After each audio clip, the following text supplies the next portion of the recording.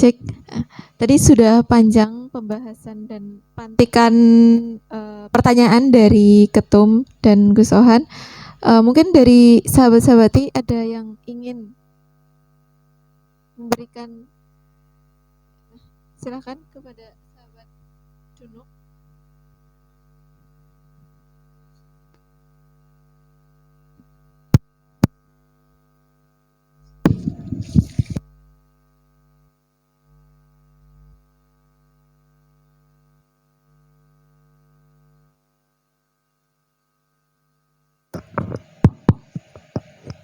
Cek.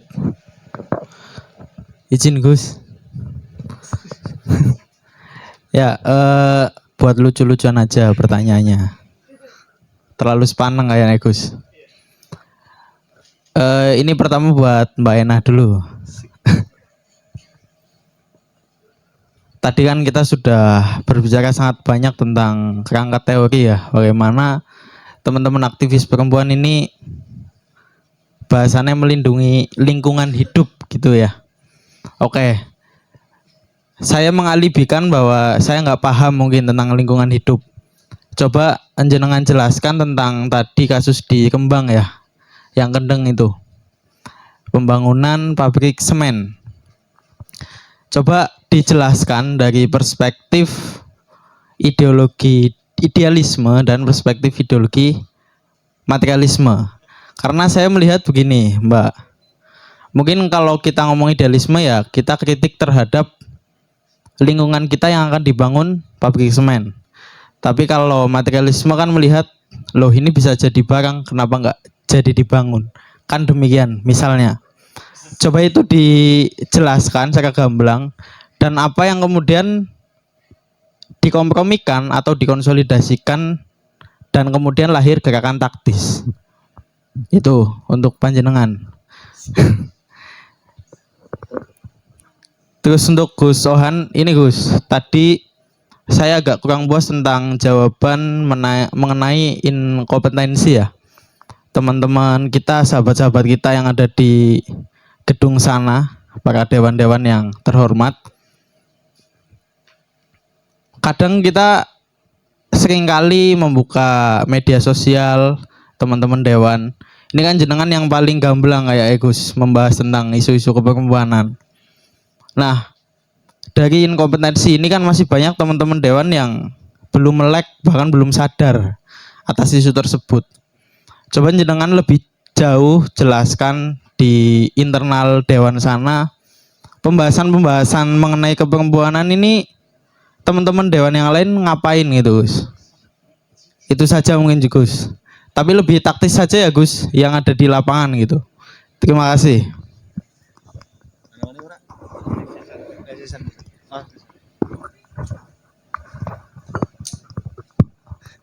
Ya izin Gus. Saya Hari, perkenalkan ya dari Banjar School. Menyambung tadi diskusi yang sangat menarik disampaikan oleh Gus Ohan dan sahabat Aina, juga mungkin merangkum sedikit pertanyaan yang disampaikan Ketum dan Dunuk ini Kakom cabang Gerenggeng ya.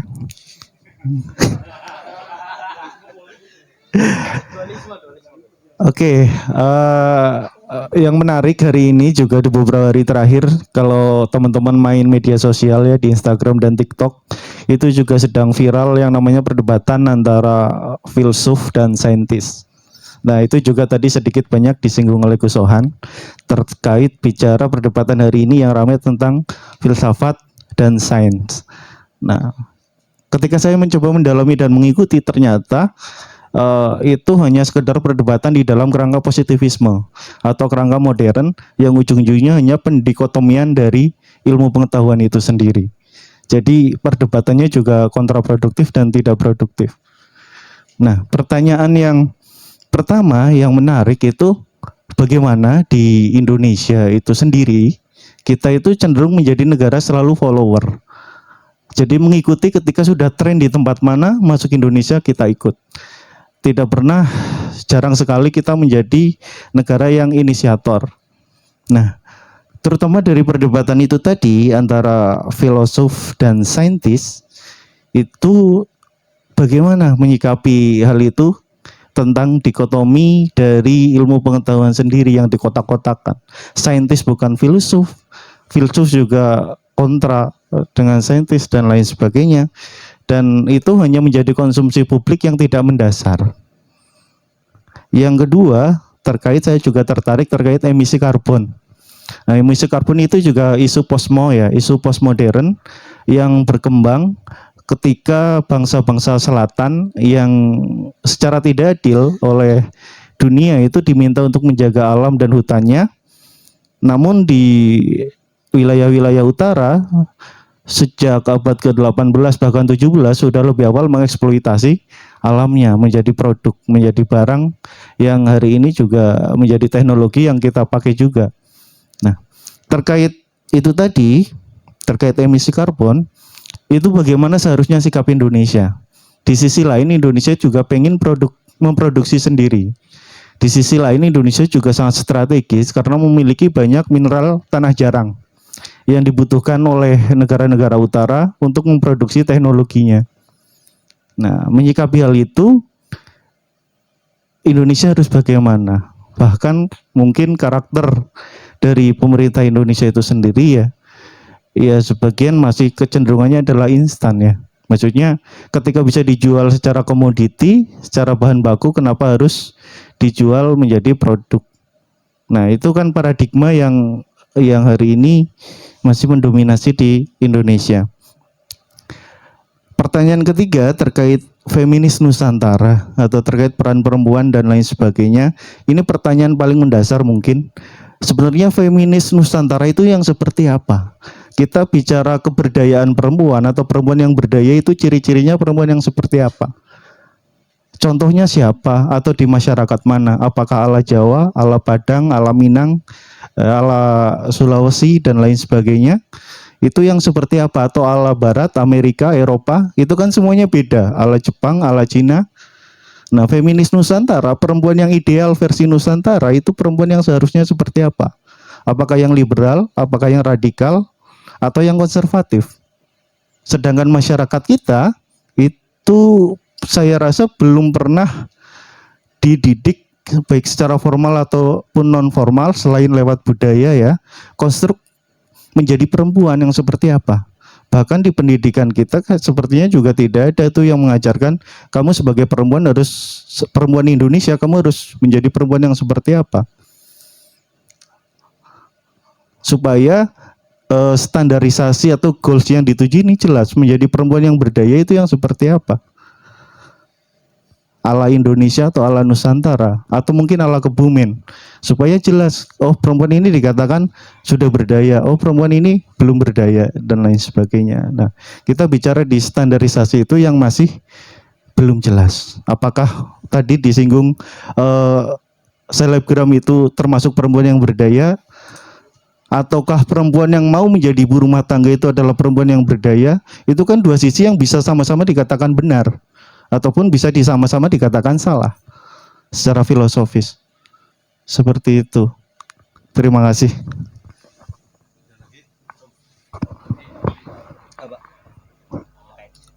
Mau sahabat Bais, mereka mantan kayak provokatif ya kayak Dunuk ya. Ya, provokatif. Cabang Wakanda. Oke. Terima kasih. Selamat malam teman-teman, kawan-kawan, sahabat. Izin bertanya untuk narasumber. Pertama terkait ekologi ya. Mungkin saya berangkat dari bukan asumsi, ini ada dalam salah satu jurnal sebenarnya ngomong kayak ekofeminisme ini menjadi salah satu fenomena epos antroposentrisme. Artinya ada suatu macam wacana yang kemudian membahasakan manusia itu memiliki dampak terhadap bumi kita. Ya, itu yang kemudian menjadi pembahasan masuk menarik. Saya kira ngomong kayak bagaimana dunia hari ini ataupun bumi hari ini dipandang sebagai perempuan. Pertanyaan pertama adalah perempuan yang seperti apakah? Karena dalam gaungan ekofeminisme ini cukup radikal dalam cara saya menangkapnya, cukup radikal dan sangat reduksionis terhadap makna dari kata perempuan. Itu terlihat dari bahasanya Shiva Vandanda ya, asal India itu, dia membahasakan Vandana Shiva ya, kebalik ya. Itu dia membahasakan bahwa ya seperti itu kurang lebihnya adalah perempuan ini ataupun bumi ini ibarat perempuan yang harus dirawat, harus dijaga, harus dilindungi. Sebegitu lemahkah bumi dan sebegitu jahatkah laki-laki ketika saya melihat dan membaca itu. Rasanya kita sebagai kaum laki-laki ini jahat sekali terhadap bumi kita itu. Yang mengeksploitasi laki-laki. Padahal pemilik perusahaan tambang juga nggak semuanya laki-laki kan begitu. Artinya saya ingin menggugah aja gerakan laki-laki juga harus tumbuh di sini, bahwa ekofeminisme ini tidak berbicara tentang perempuan dalam objek wanita, tapi ngomong ke bumi yang itu dimiliki dan dihidupi oleh kita. Itu ya mungkin pertanyaan pertama. Yang kedua, ngomong ke apa sih kemudian bentuk dari upaya kita menghadapi era industri yang sudah kadung jalan gitu guys. Ya, industrialisasi yang kemudian menjadi gaungan yang berhasil ya digaungkan oleh negara-negara dominan, itu bagaimana? Apakah dengan gaungan ekofeminisme ini mampu? Kemudian kiranya dampaknya seperti apa sih ketika semua manusia meyakini bahwa bumi ini adalah perempuan itu? Itu efeknya seperti apa ini? Apakah kemudian selalu baik atau justru malah buruk gitu? Yang ya sudahlah, mungkin itu dulu aja Gus. Kurangnya nanti dilanjut di belakang. Terima kasih. Sekian, terima kasih. Monggo. Jangan ya nur apa ya. Iya. Ya, langsung dijawab Pak. Langsung jawab ya. Mungkin tanggapan tadi Gus yang pertanyaan saya yang terkait kompeten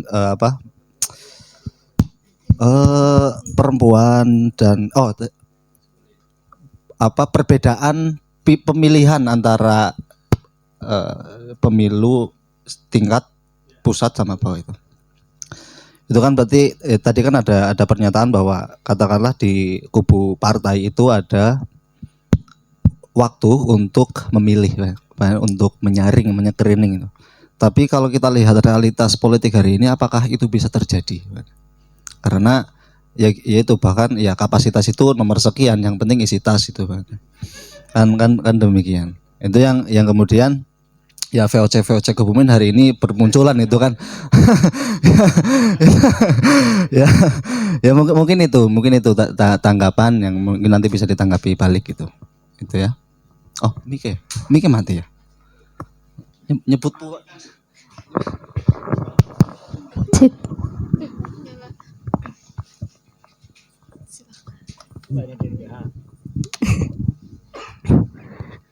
Terima kasih sahabat-sahabati. Ada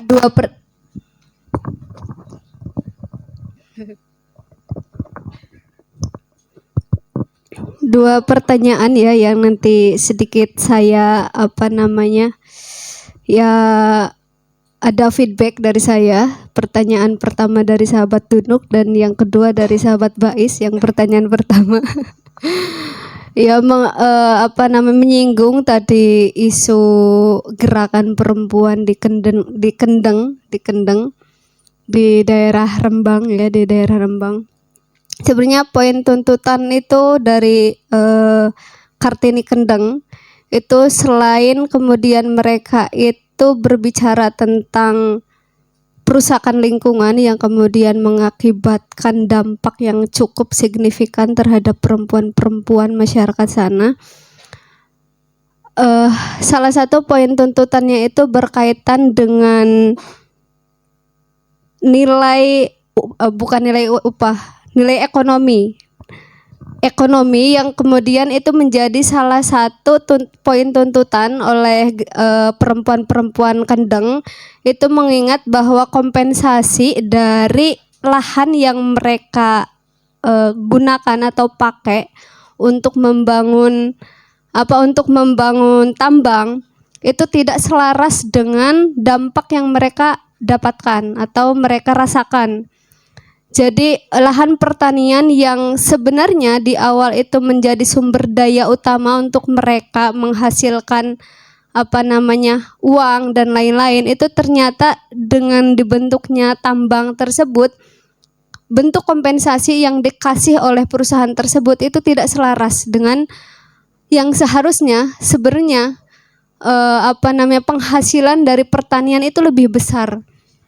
Karena yang mereka lihat di lapangan itu banyak orang-orang yang menjadi istilahnya calo ya. Jadi karena banyak sekali calo-calo ya yang memberikan penawaran kepada masyarakat setempat dengan membeli atau menjual tanahnya yang seharusnya dikasih harga lebih. Nah, ternyata tidak sesuai setelah mereka identifikasi lebih jauh. Itu menjadi salah satu poin tuntutan ya dalam selain kemudian dampak lingkungan yang mereka rasakan karena pencemaran air, pencemaran udara yang mereka rasakan. Nah, sebelum kemudian aksi mereka di depan istana yang mengecor semen, yang mengecor kakinya oleh semen, itu sebenarnya selama proses mereka melakukan aksi, terus sebelumnya itu audiensi dan lain-lain, itu mereka berhari-hari itu di tempat di lingkungan yang dibangun tambang. Itu mereka itu aksi gerilyanya itu di lokasi tersebut berhari-hari. Jadi sebelum mereka melakukan aksi, intinya adalah yang mereka tuntut, poin tuntutannya adalah selain kerusakan lingkungan adalah kompensasi yang tidak sesuai. Walaupun mungkin kalau saya lihat ketika misal di salah satu wilayah itu dibentuk perusahaan, itu mungkin menjadi salah satu dampak positif juga bagi masyarakat yang mengharapkan mereka itu mendapatkan upah gitu. Ketika dibentuk dibuat perusahaan bisa membuat lowongan pekerjaan dan lain-lain, mungkin itu bisa masyarakat setempat bisa menjadi buruh, mungkin buruh pabrik.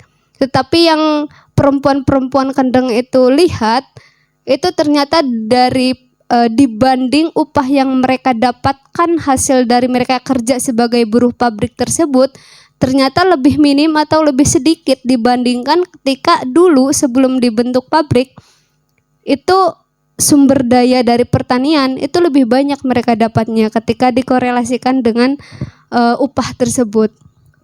Mungkin itu ya sahabat Dunuk. Nanti mungkin ada feedback lain dari sahabat-sahabati yang mungkin mengikuti lebih banyak isunya, tapi paling tidak itu yang bisa saya tangkap dari gerakan mereka gitu, dari segi sudut pandang mereka sebagai aktivis kayak gitu. Nah, terus dari tadi sahabat Bais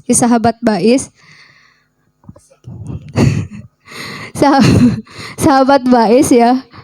Iya. Mungkin ketika dilihat katanya ketika berbicara ekofeminisme itu kan kita kalau dari sudut pandang kita sebagai perempuan ataupun laki-laki berbicara ekofeminisme kayaknya terlalu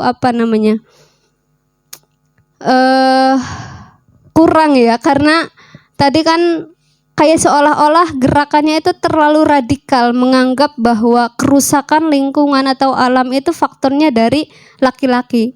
Padahal yang intinya gerakan ekofeminisme itu mengkritik terhadap seluruh manusia ya, manusia yang mengakibatkan kerusakan. Jadi kenapa kemudian gerakan ekofeminis itu diidentikan dengan perempuan dan alam itu sama? Karena nilai-nilai yang diperjuangkannya itu nilai-nilai kefemininan. Nah itu, jadi ciri-ciri feminin itu kan yang ya tadi saya udah dibahas di awal itu kan identiknya kan yang tadi memelihara ya, pemeliharaan, terus yang bisa ngemong, ngasih sayang dan lain-lain itu kan identik dengan perempuan, sehingga kenapa ini juga gerakannya itu ekofeminisme gitu. Kenapa feminisme bukan maskulinisme misal?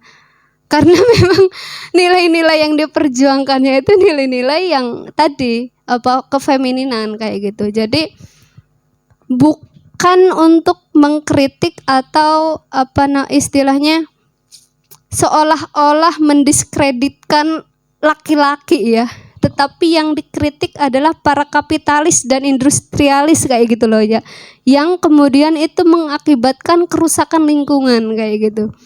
Jadi yang perlu yang perlu dipahami itu iklan. Ya gimana? Iya, yang tadi sebenarnya ya aku nggak menyoal ya, tapi aku sedikit menggelitik ya bagiku. Ketika kenapa harus pakai term perempuan sih di situ gitu? Kenapa? Kenapa harus pakai perempuan di situ loh secara Yang dijadikan objek itu perempuan. Apa namanya? Bukan. Secara tulisannya lah, bahasannya lah.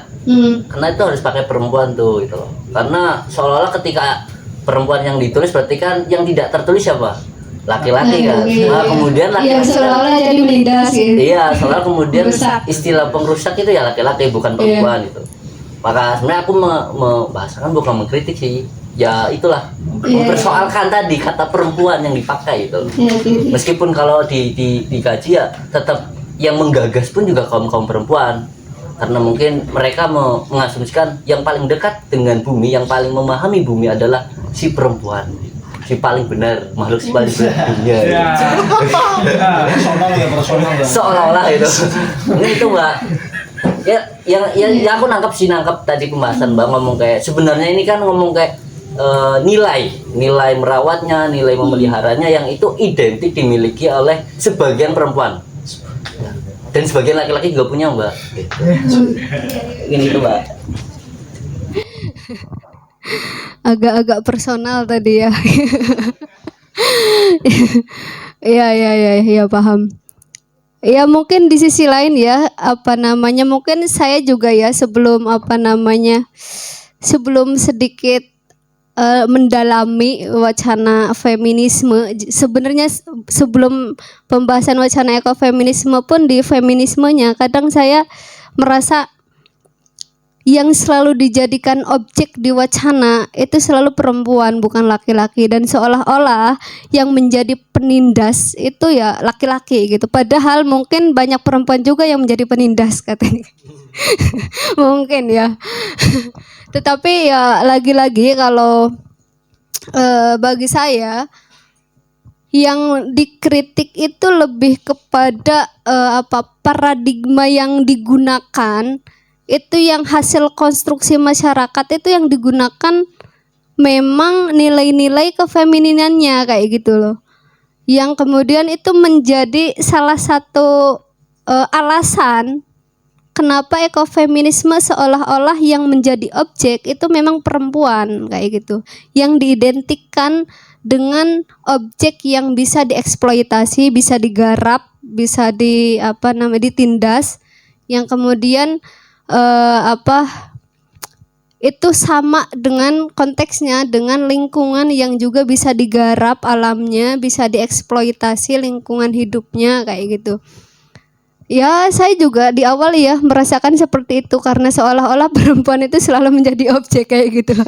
Tetapi memang sebenarnya bukan berbicara laki-laki atau perempuannya kayak gitu loh. Iya, jadi mungkin saja ketika ekofeminisme itu hadir atau gerakannya, justru aktor-aktor yang mereka kritik dan mereka lawan mungkin juga banyak dari pengusaha-pengusaha atau orang-orang kapitalis itu ya perempuan kayak gitu loh. Cuman memang kalau kemarin saya sedikit baca jurnal, kenapa kemudian di Indonesia itu ada istilah misal Ibu Kartini ya. Ibu Kartini itu diidentikan juga dengan lingkungan hidup kayak gitu, karena memang ciri-cirinya itu sama seperti ibu kayak gitu, yang di Indonesia itu penuh keanekaragaman, terus banyak lingkungan hidupnya gitu, penuh dengan hutan, alam, intinya sumber daya alam yang memang banyak gitu dengan keanekaragamannya. Nah itu juga seolah-olah diobjekkan seperti perempuan juga kayak itu. Cuman paling tidak kita bisa menangkap bahwa nilai-nilai yang diperjuangkan itu bukan berbicara laki-laki atau perempuannya, bukan jenis kelamin yang kemudian diidentikan dengan laki-laki dan perempuan, tetapi memang nilai-nilai yang terkandung dalam kefeminenannya itu. Mungkin itu ya sahabat, mohon maaf.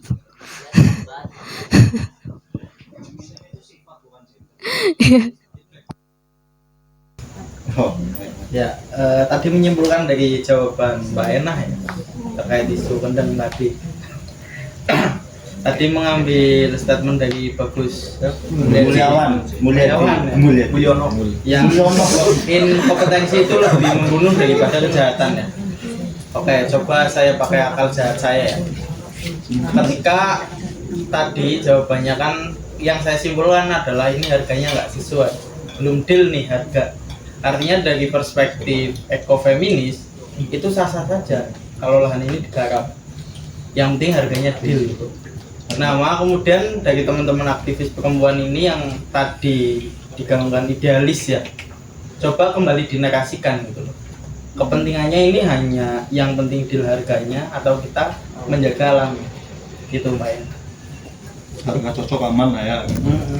Sudah rusak saja. Siap. Masuk ya. Ya, jadi emang yang yang memang poin-poin tuntutan dari Kartini Kendeng itu sebenarnya kalau saya tangkap itu bukan menyoroti dari upah yang memang tidak sesuai ya, karena memang kalau misalnya sesuai kayaknya terus perjuangannya apa gitu loh.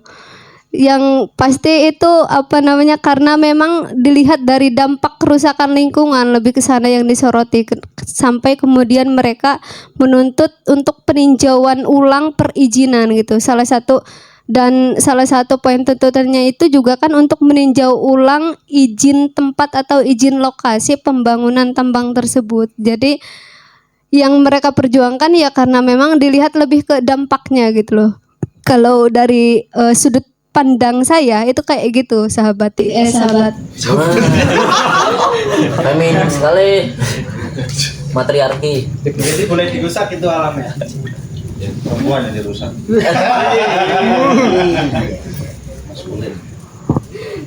Kalau menurut Mbak Enah gitu yang boleh dirusak itu yang mana? Tadi kan saya pakai akal jahat. Coba mana yang bisa dirusak? Mungkin kamu nggak apa-apa gitu. Karena kan katanya perempuan sama lo nggak boleh dirusak, berarti kamu nggak apa-apa gitu lagi-lagi. Eksploitatif. Gitu. Oke. Udah. Lanjut. Masih banyak pertanyaan. Masih banyak pertanyaan.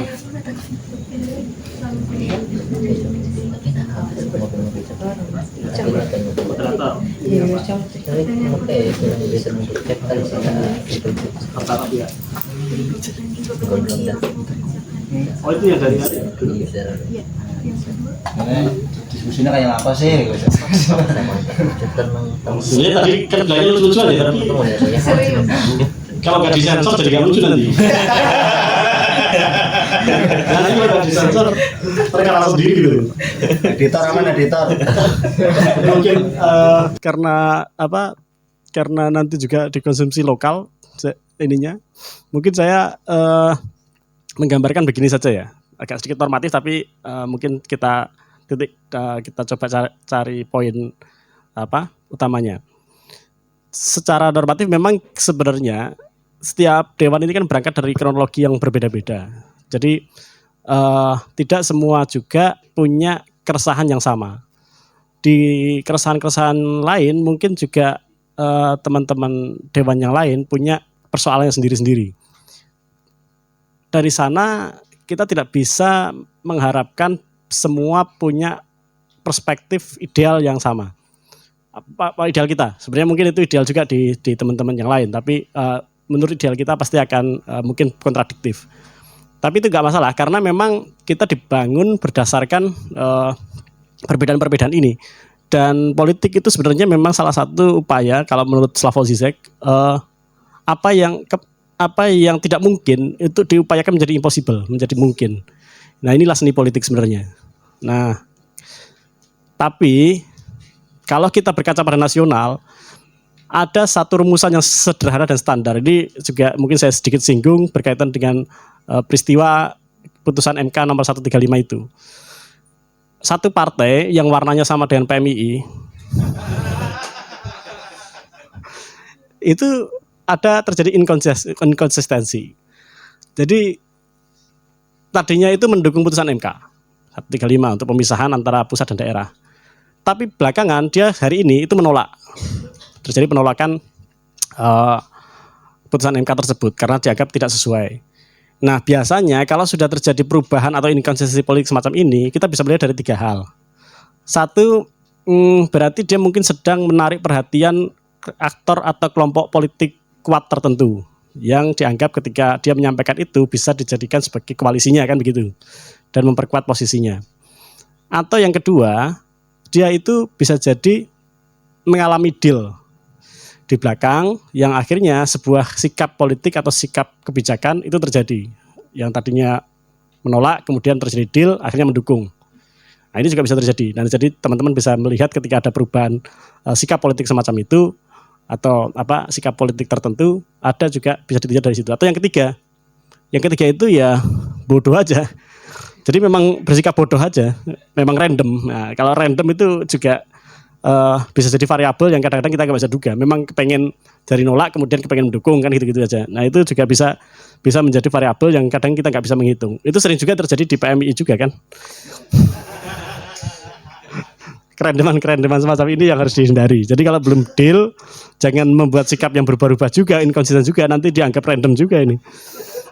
Konsisten aja. Nah, itu kalau kita bicara soal sikap-sikap parlemen, karena memang berkaitan dengan kepentingan-kepentingan partai juga. Jadi berkelit-kelit, dan apa yang saya sampaikan kadang-kadang juga saya sangat berhati-hati supaya tidak bertentangan dengan agenda teman-teman yang lain, dalam arti kelompok-kelompok yang juga punya kepentingan yang bisa kita selaraskan sebenarnya, tapi karena kita itu sudah bersikap antipati dulu, biasanya kontradiktif. Nah, itu yang dihindari. Itu yang kita coba selalu kompromi-kompromikan. Itu Mas Dunuk, kalau berkaitan dengan apa yang terjadi di dalam internal dewan sendiri, semua kronologi yang berbeda-beda dari setiap dewan menyebabkan adanya perbedaan-perbedaan perspektif. Perbedaan perspektif itu tidak kita anggap sebagai kontradiksi, ya memang kontradiksi dengan ideal kita, tapi selalu kita cari celah komprominya, dan itu bisa terjadi. Itu yang terjadi. Ya salah satunya Perda perempuan dari kita waktu itu, dari saya Pak Memperda mengeluarkan inisiatif itu, terus kemudian perlu ada penyesuaian dengan teman-teman lain yang punya pandangan-pandangan lain, tapi yang penting sudah bisa dikeluarkan. Nah, nanti kalau misalnya ada ketemu sama masalah-masalah di lapangan, tinggal direvisi dan sebagainya, diperbaiki dan sebagainya. Nah, itu nanti mungkin juga akan sedikit nyambung dengan pertanyaan dari Mas Hari ataupun dari Pak Is tadi, yang saya kira nanti berhubungan dengan ini. Terus yang kemudian yang kedua, ini sambil ngetes moderator ini enggak aware terhadap enggak sama pertanyaan, biar yang yang Mas Hari itu ya saintis sama. Nah, ini mungkin singkat saja sekalian biar enggak terlalu berlarut. Filosofi itu kadang sering dimaknai sebagai cara pandang yang dangkik dan utopis. Padahal sebenarnya saintis ini sendiri memiliki akar dari para filosof ini untuk membangun argumentasinya sampai di level hari ini, dipercanggih dengan konteks-konteks yang lebih relevan. Tapi semua sains itu sebenarnya juga memiliki filosofi, ada dasar filosofisnya. Apakah itu berkaitan dengan social science ataupun natural science ya. Jadi natural science maupun social science sebenarnya pernah di para filosof awal atau para bijak istilahnya, Sofia awal itu memang sebenarnya mencoba merumuskan semua ilmu, dan beberapa yang memang dianggap tidak relevan kemudian diperbarui dan kadang-kadang dianggap bertentangan dengan sains. Dan karena dianggap bertentangan sains dalam revolusi saintis sendiri, dalam proses revolusi saintis sendiri, itu menyebabkan terjadinya pembilahan antara sains dan juga filosofi. Walaupun Anda bisa melihat dua mazhab ini, dua dimensi ini, ketika bicara itu sama dengan agama dan sains lah ya. Agama dan sains juga sebenarnya terjadi pertengkaran-pertengkaran, tapi kalau Anda bisa melihat itu juga pertengkaran-pertengkaran yang sifatnya politis. Jadi sains itu yang mengklaim diri sebagai anti politik, tidak ingin dipolitisasi, sebenarnya adalah politik juga. dia mengklaim kebenarannya dengan caranya dan membuat penguasaan narasi, itu juga adalah upaya-upaya politik. Nah, nanti itu kita diskusikan dalam lain waktu. Tapi intinya begitu berkaitan dengan sains dan filosofi yang bisa saya sampaikan. Kemudian Mas Hari tadi, oh iya, berkaitan dengan emisi karbon, sebenarnya salah satu yang juga saya sampaikan kemarin di paripurna itu salah satunya adalah konsep green economy. Nah, ekonomi hijau yang ini bukan ekonomi hijau, itu bukan berarti ekonominya HMI atau ekonominya PKB, bukan ekonominya NU, bukan. Ekonomi hijau ini artinya bukan berdasarkan pada simbolisasi ideologi tertentu. Green economy itu memang satu konsep, saya agak lupa tepatnya, tapi dia muncul dari keresahan terhadap keinginan pembangunan atau keinginan percepatan ekonomi, pertumbuhan ekonomi yang karena jadi gini, logikanya ketika ekonomi itu bertumbuh, maka dibutuhkan sebuah energi besar. Karena kalau ekonomi tanpa sebuah energi, apapun ekonomi yang hari ini Anda bisa dapatkan, termasuk di dalamnya jualan di TikTok, Shopee, itu membutuhkan energi. Dan semakin Anda itu cepat koneksi internetnya dari 4G menjadi 5G, itu jelas membutuhkan energi besar juga untuk bisa sampai mengakomodir itu. Nah, bagaimana supaya energi itu membesar? Itu jelas harus mengeksploitasi alam. Karena memang didapatkannya dari alam. Nah, dari situlah kemudian para pemikir ekonomi yang juga melihat sisi green economy ini menginginkan adanya pelambatan sedikit tetapi berdampak sustainable. Jadi sustainabilitas ekonomi. Nah, Indonesia itu sebenarnya melakukan kebijakan green economy setengah hati. Karena memang kepentingan dari pertumbuhan ekonomi ini selalu menjadi orientasi utama yang dikejar setiap 5 tahunan. Jadi tidak ada konsep baik dalam RPJP ya ada dibunyikan, tapi konsepnya tidak konkret bahwa perlu ada sebuah tadi itu falsafah green economy yang kita bisa menunda pertumbuhan, bukan memperlambat pertumbuhan, tetapi secara sustainabilitas terukur dan kokoh. Karena dalam green economy prinsipnya hari ini lebih sama dengan hari kemarin itu sudah baik. Jadi bukan rugi ya, hari ini sama dengan hari kemarin itu. Jadi kalau Anda hari ini makan 1 piring, besok makan 1 piring, besoknya lagi 1 piring, itu sudah baik. Gak perlu ditambah. Kalau pertumbuhan ekonomi itu kan membayangkannya kalau sekarang Anda makan 1 piring, berarti hari berikutnya adalah 2 piring. Itu artinya ada pertumbuhan ekonomi, ada pertumbuhan resource Anda. Nah, kalau green economy bisa stabil aja itu sudah cukup bagus. Hanya dipertahankan seperti itu saja sudah bagus. Nah, ini filosofi yang mungkin agak kontradiktif dengan semangat pertumbuhan ekonomi. Tapi selalu ada dicarikan si jalan-jalan komprominya. Nah, ini yang juga selalu coba dipikirkan, termasuk salah satunya tadi emisi karbon. Nah, emisi karbon ini juga salah satu yang penting. Tadi emisi karbon gimana? Oh iya, Indonesia dalam emisi karbon memang tadi itu di RPJMN dimasukkan dan targetnya ada di 31% ketika tidak dibantu oleh internasional dan 43% kalau dibantu oleh internasional. Memang antara terjadi polemik antara negara-negara utara dan negara selatan, sama dengan sebenarnya polemik antara Kebumen Utara dan Kebumen Selatan.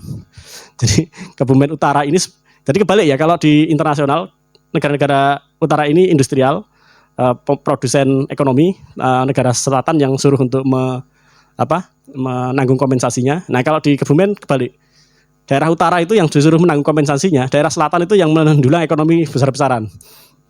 Dan saya kira teman-teman di daerah utara juga punya keresahan yang sama. Kenapa nggak dibalik saja? Hutan ditaruh di kota, yang masyarakat desa yang lebih banyak itu seharusnya yang ditanami industri-industri, ditanami tempat-tempat ekonomi yang strategis. Nah, ini juga konsep yang juga belum pernah kepikir juga kan seperti apa kalau hutan dipindah ke desa dan sebaliknya.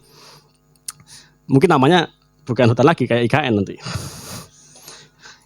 Itu hutan, itu kota yang dipindah ke hutan. Nah, Saya kira emisi karbon di Indonesia juga saya juga kemarin ketika menyampaikan bahwa di RPJMD Kebumen itu juga harus menunjukkan bahwa berapa sumbangsih Kebumen terhadap persentase target RPJMN ini. Karena seringkali sumbangan kita dalam menyelesaikan program-program kebijakan itu tidak disambungkan dengan program nasional, sehingga kita nggak tahu kita sebenarnya sudah berkontribusi atau belum secara negara. Jadi kalau kita bisa mengkoreksikan itu, kita bisa mengklaim bahwa kita sudah berkontribusi untuk bangsa dan negara, kan begitu. Yang biasanya kita upaya mengatakan bahwa kita sedang mencoba mencerdaskan anak bangsa dan berkontribusi pada bangsa dan negara, itu bisa klaim itu bisa kita sampaikan dalam bentuk angka. Itu ya saya kira. Nah, saya ingat yang terakhir ya Mas Hari yang berkaitan feminis Nusantara. Nah, feminis Nusantara nanti sambung dengan yang pertanyaan Dunuk dan juga Mbak Is tadi. Ada satu statement yang cukup menarik ini yang mungkin saya bisa sampaikan, bahwa kita itu sebenarnya ada di feminis mana, karena feminis ini sendiri juga terbagi dengan berbagai macam ideologi dan ekstrim kanan, ekstrim kirinya. Apakah itu radikal di ekstrim paling kiri ataupun yang konvensional. Nah, di situ kita mungkin juga perlu tahu bahwa kita ini sebenarnya ditumbuhkan dengan beragam kebudayaan dan juga beragam pemikiran yang berbeda-beda itu. Itu kenapa kita harus melihat bahwa pemikiran kita itu tidak saling bertentangan. Jadi kalau teman-teman juga pernah baca bukunya Samuel Huntington, Clash of Civilization, kalau belum baca bagus karena nggak usah dibaca itu. Karena kalau dibaca itu saya ingin membantah bahwa dalam karya Samuel Huntington Clash of Civilization itu mencoba mengkontradiksikan antara pemikiran Barat dan Timur. Bahwa Barat itu antitesis dari Timur misalnya. Islam itu berarti anti Barat dan sebagainya. Nah, hal-hal semacam itu termasuk Nusantara, kebudayaan Nusantara itu juga berarti artinya anti terhadap kebudayaan modern misalnya. Nah, Clash of Civilization melihat bahwa antar kebudayaan itu saling bertikai dan bertengkar. Padahal sebenarnya antar kebudayaan itu saling asih dan asuh tadi. Bahwa mereka itu saling menumbuhkan bersama. Dari situ sebenarnya muncullah sebuah ide tentang tadi yang saya sampaikan tentang feminis Nusantara.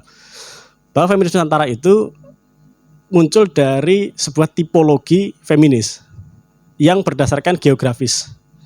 Jadi ada feminis Islam, ada feminis Marxis dan sebagainya. Ada feminis Nusantara kita rumuskan dalam bentuk tipologi dalam basis geografis. Karena geografis kelautan kita itu memungkinkan untuk segala ideologi, segala pemikiran, segala kebudayaan itu bisa bukan toleransi terhadap berbagai macam perbedaan itu, tetapi bukan hanya akulturatif, tapi juga acceptable. Acceptable itu artinya menerima sepenuhnya tanpa ada pengecualian. Beda dengan toleransi. Toleransi itu artinya Anda membiarkan seseorang itu berada di dekat Anda atau masuk ke rumah Anda asalkan dengan batasan-batasan tertentu ya. Tidak boleh ini dan tidak boleh itu. Tidak boleh mengubah ini dan tidak boleh mengubah itu. Itu toleransi. Tapi acceptable itu artinya semua boleh Anda lakukan tanpa batasan, itu masuk ke Indonesia. Apakah itu bentuknya kebudayaan maupun tanamannya. Kopi, tembakau ini sebenarnya bukan asli Indonesia dan bisa diterima di Indonesia dan akhirnya bisa dinikmati.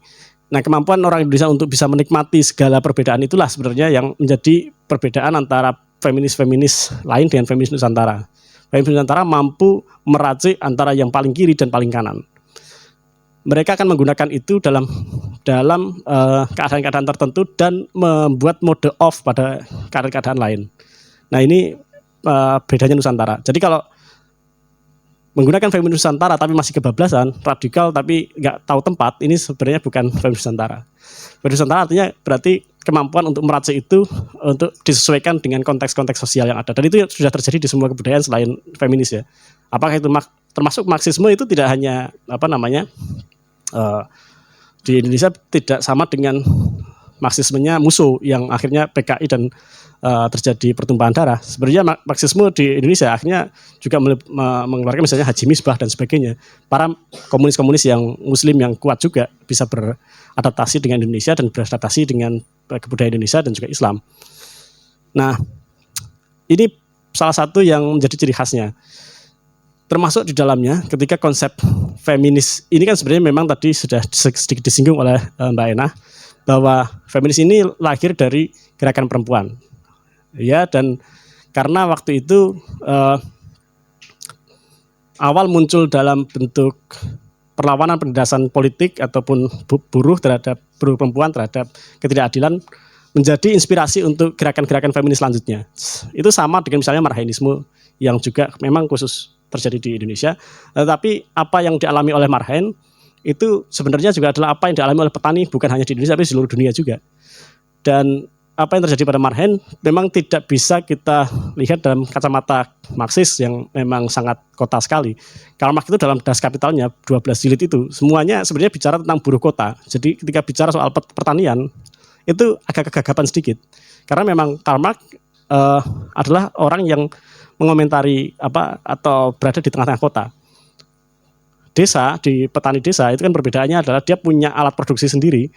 Seperti yang mungkin pernah saya diskusikan juga sama Mbak Aulia kemarin itu ya. Jadi karena desa itu petani desa itu punya alat produksinya sendiri, seharusnya dia akan dibingungkan karena apakah dia masuk di dalam proletar yang punya alat produksi atau proletar yang punya tubuhnya saja untuk produksi atau borjuis yang punya alatnya. Beda lagi sama nanti Cristiano Ronaldo itu lebih membingungkan lagi. Itu satu proletar yang mampu membiayai borjuis. Alat produksinya sumber dayanya lebih besar daripada orang-orang borjuis padahal dia hanya punya tubuhnya untuk menghasilkan ekonomi. Nah, ini khasnya dan Ronaldoisme belum muncul sebagai satu ideologi sendiri, tapi kita terbantu dengan itu dan untuk tetap mempertahankan ingatan kita bahwa awal mulanya memang kaum perempuan inilah yang kemudian menjadi simbol awal sebuah pergerakan melawan penindasan, maka disebutlah feminisme atau tadi Marxisme atau kemudian marxisme dan sebagainya. Saya kira itu mungkin yang bisa saya sampaikan. Terima kasih.